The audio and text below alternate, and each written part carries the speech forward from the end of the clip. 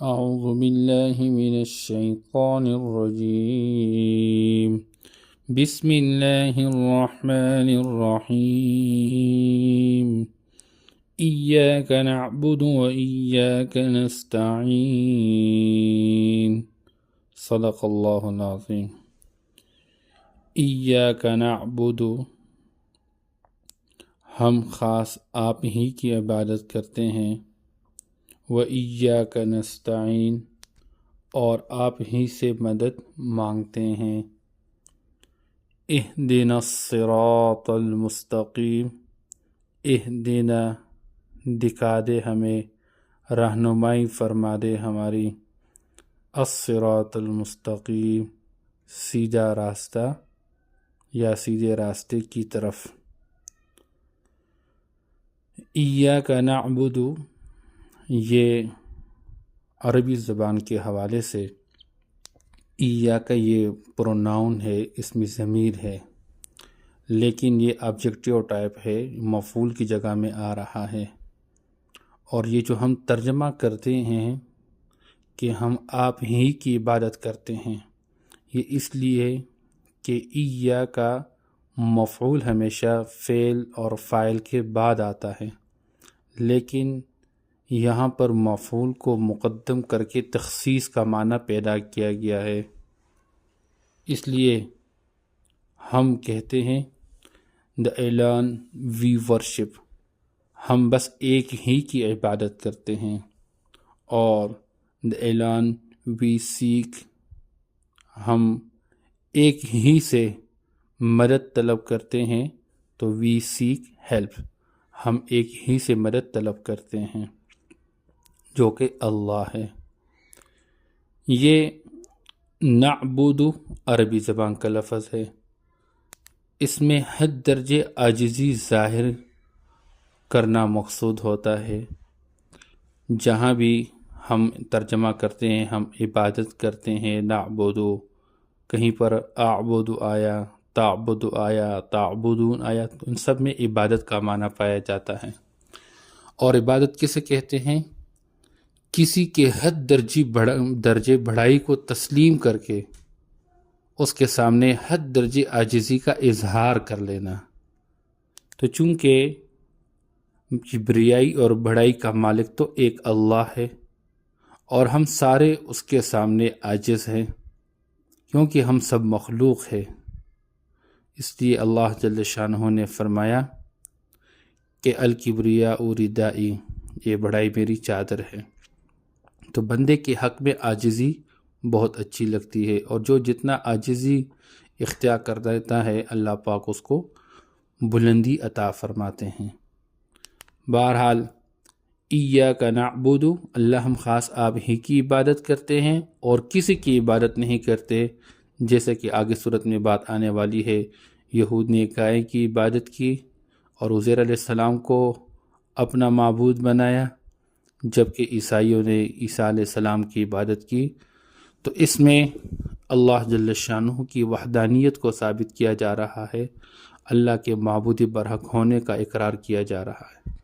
وَإِيَّاكَ نَسْتَعِينُ، اللہ ہم آپ ہی سے مدد طلب کرتے ہیں۔ چونکہ عام طور پر ہم اس سورت کے تو نام لیتے ہیں سورۃ الفاتحہ، یا اور بھی کئی سارے نام ہیں، لیکن ایک نام اس سورت کا ہے اللہ سے مانگنے کا طریقہ، کہ اس سورت کے اندر اللہ نے مانگنے کا طریقہ بھی بیان فرمایا ہے۔ بندہ کو ضرورت پڑے، اللہ کے سامنے درخواست پیش کرتا ہے، تو سب سے پہلے اللہ کی صفات ذکر کر لے، اور صفات ذکر کر کے الحمدللہ رب العالمین الرحمن الرحیم مالک یوم الدین۔ پھر درخواست کے اندر جو درخواست پیش کرنے والا ہے اور جس کے سامنے درخواست پیش کی جاتی ہے، ان کے درمیان نسبت کس چیز کی ہے؟ تو اس میں ایاک نعبد، اللہ ہم آپ کی عبادت کرنے والے ہیں، ہم آپ کے عابدین ہیں، اور آپ ہمارے معبود برحق کے، نسبت گویا کہ وہ عبدیت کے حوالے سے ہیں۔ اور پھر بندہ اللہ سے مانگتا ہے تو کیا مانگنا چاہتا ہے، تو ہمیں تو پتہ نہیں تھا کہ اللہ سے کیا مانگے، آگے اللہ پاک ہمیں سمجھا چکے ہیں کہ وہ مانگنے کی چیز کیا ہے، وہ انشاءاللہ ابھی آگے بتاتا ہوں آپ کو۔ دوسری چیز ایاک نستعین، اللہ ہم آپ ہی سے مدد مانگتے ہیں۔ آپ صلی اللہ تعالیٰ علیہ وسلم نے روایت کے اندر بیان فرمایا، اذا سألت فاسأل اللہ، جب تم مانگو تو اللہ ہی سے مانگو، وَإِذَا اسْتَعَنْتَ فَاسْتَعِنْ بِاللَّهِ، اور جب تمہیں مدد کی ضرورت پڑ جائے، مدد مانگو تو اللہ ہی سے مانگو۔ اس لیے ہم دنیا کے اندر ایک اللہ ہی سے مدد مانگنے والے بن جائے، اور جب اللہ کسی کی مدد کرنے پر آ جائے، پوری دنیا والے اس کے مخالف ہو تو کچھ نہیں بگاڑ سکتے۔ آپ نے دیکھا نہیں، قرآن میں پڑھا نہیں کہ موسیٰ علیہ السلام کو مٹانے والے لوگ سامنے آئے، یہاں تک کہ فرعون ایک ظالم اور جابر بادشاہ جو اپنی قوت اور طاقت پہ ناز کرنے والا اور انا ربکم الاعلیٰ کا دعویٰ کرنے والا، اللہ نے موسیٰ علیہ السلام کو اس کے گھر میں پال کے دکھا دیا۔ ابراہیم علیہ السلام کو مدد کی ضرورت پڑی، ایک اللہ کی طرف متوجہ ہوئے تو آگ کے اندر اللہ نے ابراہیم علیہ السلام کی مدد فرما دی، اور آگ کو حضرت ابراہیم علیہ السلام کے لیے ایسا بنایا کہ قرآن نے اس کی تعبیر ان الفاظ کے ساتھ کی ہے، قلنا یا نار کونی بردا و سلاما، اے آگ تو ٹھنڈی بن جا اور سلامتی والی۔ بہرحال اس لیے ہمیں مدد کی ضرورت پڑ جائے، ہم کس سے مدد مانگے؟ ایک اللہ ہی سے مدد مانگے۔ اب حضرت ابو ہریرہ رضی اللہ تعالیٰ عنہ فرماتے ہیں کہ جب بندہ نماز پڑھتا ہے تو آپ صلی اللہ علیہ وسلم نے ارشاد فرمایا کہ انسان الحمدللہ رب العالمین کہتا ہے، اللہ کی طرف سے جواب آتا ہے حمیدنی عبدی۔ بندہ کہتا ہے الرحمن الرحیم، اللہ کی طرف سے جواب آتا ہے اثنا علی عبدی۔ اور جب بندہ کہتا ہے مالک یوم الدین، اللہ فرماتے ہیں مجدنی عبدی، میرے بندے نے میری بزرگی بیان کی۔ تو ماقبل میں تعریف کے حوالے سے جواب، اور یہاں بزرگی کے حوالے سے۔ اور یہ آیت جب بندہ پڑھتا ایاک نعبد و ایاک نستعین، تو اللہ کی طرف سے جواب آتا ہے یہ میرے بندے کے درمیان آدھا میرے لیے، آدھا میرے بندے کے لیے۔ اس لیے میرے بندے مانگ، تم نے کیا مانگنا ہے، تم جو مانگو گے میں عطا کروں گا۔ اس لیے اللہ جل شانہ بندے کو خود سمجھا چکے کہ بندہ اللہ سے کیا مانگے۔ بندہ نہیں سمجھتا کہ میرے لیے ان نعمتوں میں کون سی بڑی نعمت ہے، اللہ نے خود سمجھا دیا۔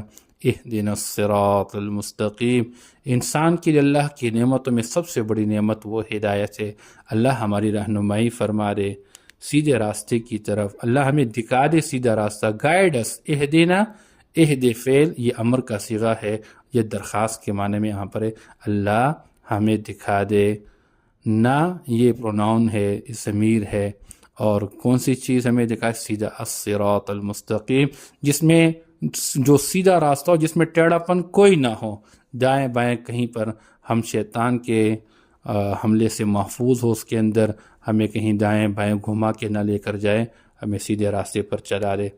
اب انشاءاللہ العزیز یہ جو آگے تفسیر ہے صراط الذین انعمت علیہم، یہی الصراط کی ہے، لیکن حضرت ابو ہریرہ رضی اللہ عنہ کی روایت میں آتا ہے کہ جب بندہ کہتا ہے اہدنا الصراط المستقیم، تو اللہ کی طرف سے جواب آتا ہے وَلِعَبْدِي مَا سَأَلَ، میرا بندہ مجھ سے جو مانگ چکا میں عطا کر چکا۔ اس لیے ہم اس بات پہ یقین رکھیں کہ اللہ پاک ہمیں ہدایت دے چکے۔ لیکن ایک مسئلہ یہ ہے کہ اہدنا الصراط المستقیم بندہ نماز میں پڑھ رہا ہے، یا بندہ قرآن کھول کے یہ پڑھ رہا ہے، تو قرآن کی طرف آنا، بیٹھنا، پڑھنا یا نماز پڑھنا یہ تو ہدایت کے اعمال میں سے ہے، تو پھر یہ بندہ کیوں مانگتا ہے؟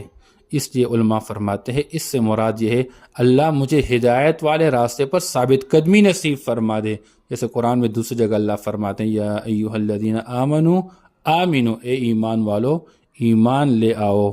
اس لیے مراد یہ ہے کہ اپنے ایمان کو پختہ بناؤ، ایمان پر ثابت قدمی ظاہر کر لو۔ اللہ جل شانہ ہمیں اس پر عمل کی توفیق عطا فرما دے۔ حضرت شاہ ولی اللہ رحمہ اللہ یہ وہ شخصیت ہے کہ برصغیر پاک و ہند کے اندر جتنا بھی حدیث ہم تک پہنچا ہے تو حدیث کی محنت کے حوالے سے یہ جو مجموعہ ہم تک پہنچا ہوا ہے اس میں شاہ ولی اللہ رحمہ اللہ کا بہت بڑا کردار ہے، یہ ہماری ایک بہت بڑی نسبت ہے۔ تو شاہ ولی اللہ رحمہ اللہ فرماتے ہیں کہ قرآن کا خلاصہ کیا ہے، تو فرمایا 5 باتیں ہیں۔ سب سے پہلی بات کہ قرآن کے اندر اللہ نے توحید کو بیان کیا ہے کہ اللہ وحدہ لا شریک ہے، اللہ کے سوا اللہ کوئی معبود نہیں، اللہ کا کوئی شریک نہیں اس کائنات کے نظام کو بنانے میں، اس کائنات کے نظام کو چلانے میں۔ دوسری چیز، اس قرآن کے اندر اللہ نے کیا بیان فرمایا؟ رسالت، کہ آپ صلی اللہ تعالیٰ علیہ وسلم برحق پیغمبر ہے، آپ سے پہلے جتنے انبیاء علیہ السلام تشریف لائے وہ سب برحق ہے، اور آپ کے بعد کسی نبی کا کوئی تصور نہیں ہے، آپ پر نبوت کا سلسلہ ختم کیا گیا ہے۔ اور تیسری چیز اس میں جو بیان کی گئی ہے وہ ہے احکام، اقیم الصلاۃ، آتوا الزکوٰۃ، یہ سارے احکام بیان کیے جاتے ہیں، عبادات، معاملات، معاشرت، اخلاق۔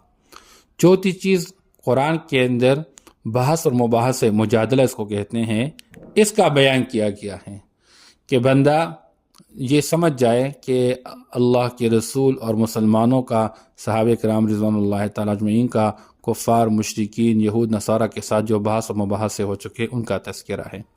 اور 5ویں چیز، اللہ نے اس قرآن کے اندر یاد دہانیوں کا بیان کیا ہوا ہے جس کو تذکیر کہتے ہیں۔ تو تذکیر یاد دہانی 3 طرح کی ہے۔